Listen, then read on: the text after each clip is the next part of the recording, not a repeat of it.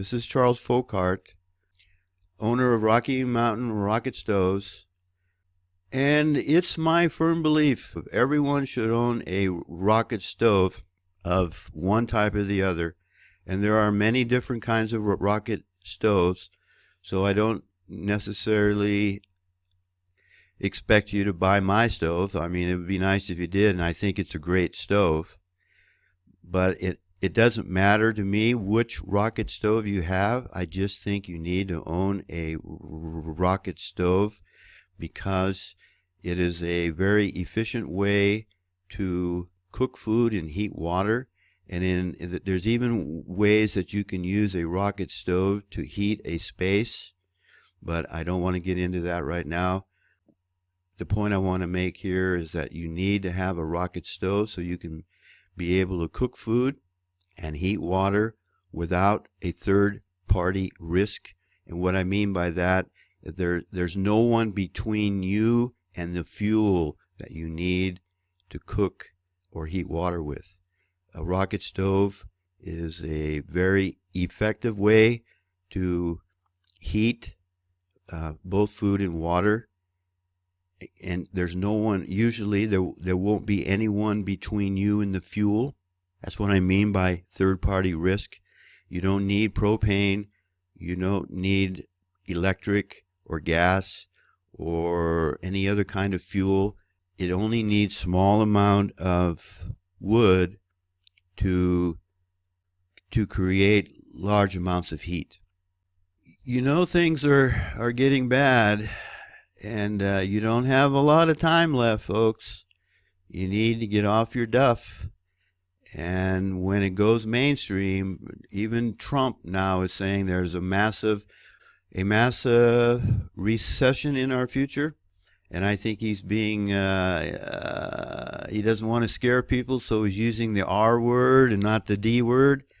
What's coming to this country, folks, is gonna shock everybody because they've been lied to for so long, and they live in an illusionary world that when it finally gets here, people who are not prepared are going to be absolutely blown away.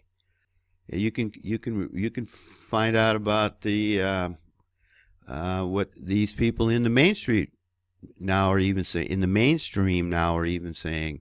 The point in this article or in this video is I wanted to bring you to survivalblog.com, and they had a writing contest. This is this blog is put out by James Wesley Rawls. Here's a book that I read while I was in Korea, and he's pretty well known. So he has this writing contest, and I think every few months. When I found out about it, I said, well, this is a nonfiction writing contest. I've got to enter this. And I said, you know what, I'm going to win first prize on this, because I looked at some of these prizes in here, and I said, wow, those are pretty awesome. I'd like to get that. But I also wanted to write an article on why you need a rocket stove and how to build 3 types. And I did. And as you can see here, I got second prize. So I wanted to thank both Hugh and James for their contest. I'm looking forward to getting these prizes. And if we click on part 1, it'll bring you here, and you can scroll down and read. And I go into point by point or step by step on how to build a 13 brick rocket stove, and I also go into how to build a 4-inch square tube rocket stove. It's all step by step, so you don't even need to buy mine. This is the one I build here and I sell. I think you should have a rocket stove so much that I went ahead and explained how to build it on your own if you have all the materials and the tools you need, and you can build your own. You don't have to depend on anyone else. So, but I feel that you should have a rocket stove, and I believe that so much so that I actually wanted to help you to build your own.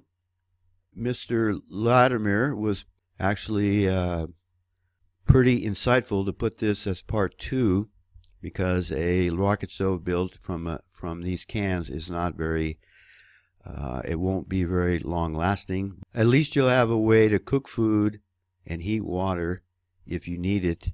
And this is a pretty neat little stove. This is one I built in my shop in a few hours, and I list all the material that you need, and I go step by step on how to build it. I wanted to help anyone out there who wants a rocket stove but couldn't afford it, or like me, just likes to make their own. So you have everything you need. Again, I want to bring you back to the website here, survivalblog.com, and of course you can buy a rocket stove here, and our Rocky One insulated with a grill is a very, very, very good stove. This what we call Rocky One or Rocky Eye insulated stove. It keeps the heat inside of the stove much longer than the non-insulated stoves, and that if you read through here, you'll see why that's important. And I want to draw your attention to, we also have a Smokey Joe conversion kit, where the Smokey Joe fits on the top of the Rocky Mountain rocket stoves. As you can see here, the Weber Smokey Joe fits on the Rocky Mountain rocket stove, and it gives you the 14-inch grill with the cover. I cook all kinds of meats and chicken, and I think one of the best things of all is you can cook a 12-inch pizza on a rocket stove, and with the Smokey Joe option. I tell you what, folks, when you go camping and you're able to cook a pizza, I tell you what, it's hard to beat that, folks. I want to thank you for watching, and make sure you get your hands on a rocket stove. Again, I want to thank you for watching. And if you need a rocket stove, you can visit Rocky Mountain Rocket Stoves, or if you want to build your own, you can go back to the articles in survivalblog.com.